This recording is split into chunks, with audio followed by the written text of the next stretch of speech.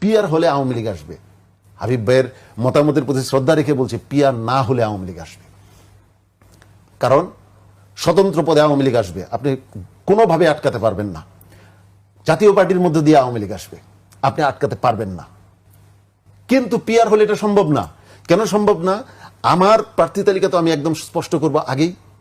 অতএব আমি কি আওয়ামী লীগকে এখানে বহন করব বা আরেকজনকে বহন করব? যদি কেউ বহন করে, পুরা জাতির কাছে পরিষ্কার হয়ে যাবে এরা আওয়ামী লীগের রেপ্লিকা। অতএব এটা পিয়ার, এই যুক্তিটা আমার কাছে আসলো না। পিয়ার হলে অস্থিতিশীল হয়ে যাবে দেশ। আমি একটা আপনাকে ডাটা দিতে চাই। আমি হাবিব ভাইও যদি এই ডাটাটা দেখেন যে সারা বিশ্বের, অনেকে বলেন যে তৃতীয় বিশ্বের দেশগুলিতে অস্থিতিশীল হয়ে যায়, তৃতীয় বিশ্বের জন্য পিয়ার না, পিয়ার হচ্ছে উন্নত রাষ্ট্রগুলির জন্য। আপনি যদি ডাটা দেখেন যে তৃতীয় বিশ্বের কোন কোন দেশে পিয়ার আছে এবং স্থিতিশীল আছে, তার মধ্যে আমি একটা নাম বলি, দক্ষিণ আফ্রিকা। আপনি কি শোনেন যে দক্ষিণ আফ্রিকায় যে বারবার সরকার পরিবর্তন হচ্ছে না? তো নামিবিয়া, আফ্রিকার দুইটা দেশের কথা আমি বললাম, ল্যাটিন আমেরিকার দেশ উরুগুয়ে, চিলি, কোস্টারিকা, এশিয়ার দেশ ইন্দোনেশিয়া, ব্রাজিল, আরেকটা দেশ ছিল ব্রাজিল, কই এগুলিতে তো পিয়ার আছে, পূর্ণ পিয়ার, কিন্তু তারপরে সেখানে অস্থিতিশীল হচ্ছে না।